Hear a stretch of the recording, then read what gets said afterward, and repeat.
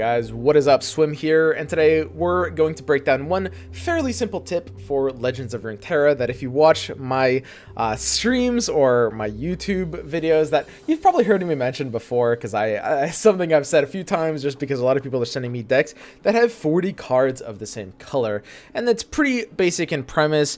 Basically, all I'm here to tell you is that a 40 card mono deck can't really be an optimal version of a deck, at least in this current iteration of Legends of Runeterra.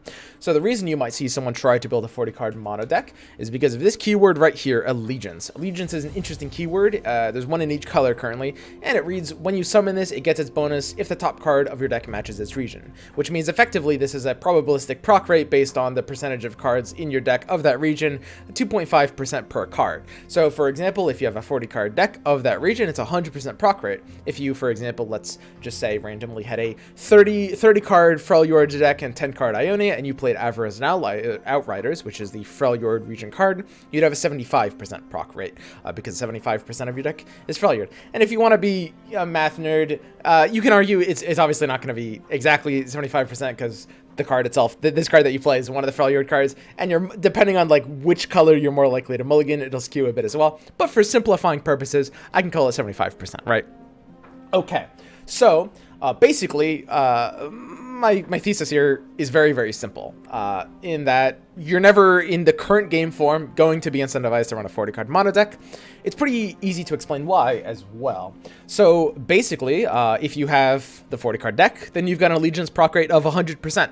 And you can look at that, and that seems pretty cool. Like Vanguard Bannerman is probably the easiest example of something that could be very powerful. It's an elite. It fits well with the kind of like Demacian elite strategy. This is probably the strongest Allegiance out of these six. Although Kinko Wayfinder is pretty good, and Wraithcaller is maybe okay. But basically, at the end of the day, the 100% proc rate doesn't offer you anything particularly special. It seems kind of like a magical cutoff point, but basically just by having a few cards of another region, let's say, for example, there was one card you really wanted to run from another region, one card that was super powerful. A lot of people turn to Deny as an example of this, which I don't really like. It really depends on what kind of deck you're in, depending on whether it's like aggro or control. You might want one or another. But just as an example, if you happen to have one card that you really, really want to run from another region, just by running 37 Demacian cards and one of that card, your deck is basically just immediately improved. And you're sacrificing a few percentage points off of your Allegiance by doing that. But mathematically, that will always be worth doing. And again, the reason why is simple, because just by, let's say I go down to 37 out of 40 on one Allegiance. So my proc rate for this Allegiance goes down to 92.5%. It'll actually be a little higher than that because essentially you're not going to be mulliganing this card away if you're splashing the color for this card. So let's call it a 93%, even though, again, it'll even be a little higher than that.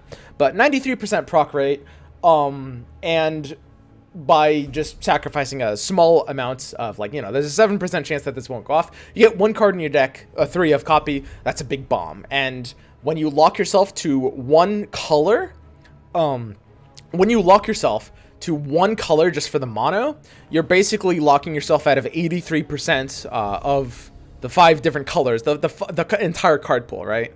So basically, with just one Allegiance per color in the game, there's simply no way you're ever going to have a deck where you would rather get that 7% extra Allegiance proc rate at the cost of locking yourself out of 83% of the card pool in the game.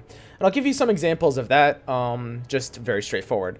So this is my elite deck. I know a few different players have their own different elite decks, and I've talked to some other top players about this, but basically this is an elite deck that I made. Now, I'm not sure that this is the best one, but here I've splashed Freljord for a couple things. This Elixir of Iron is like a flexible slot, could get out of it, but basically pack mentality here, we can see here, a very, very powerful finisher to this kind of deck. Check it out. Give an ally and all the allies of its group +3/+3 and Overwhelm. A great finisher for a board that has a bunch of elites. All of my elites get +3/+3 Overwhelm, and Overwhelm will close out games. I also decided Open Hawk. Open Hawk is a very, very powerful like turn 1 play that's just like hugely impactful in terms of like kind of stats on the board in any board-based deck. So I decided to include that as well. And, you know, obviously my Allegiance proc rate goes down to like 85% or, you know, whatever, depending on whether I keep the iron, you know, the exact ratioings notwithstanding. But it's going to be worth it in terms of being able to open myself to a couple cards here. I know that Impact and Strife Crow, in their version of Mono Demacia, they splashed 3 Zeds. I know that Manus, in his version of Mono Demacia, splashed 3 of the God, well, I can't remember the card name. This is here. Wait a second. I'm trying to remember. It's the Trifarian. Here, I'll find it here. It's the one drop, the 3/2. Or sorry, Legion Rearguard. That's what it's called. Sorry, I still need to remember all the card names. But yeah, in his version, he's just running 3 Legion Rearguards, and that's it.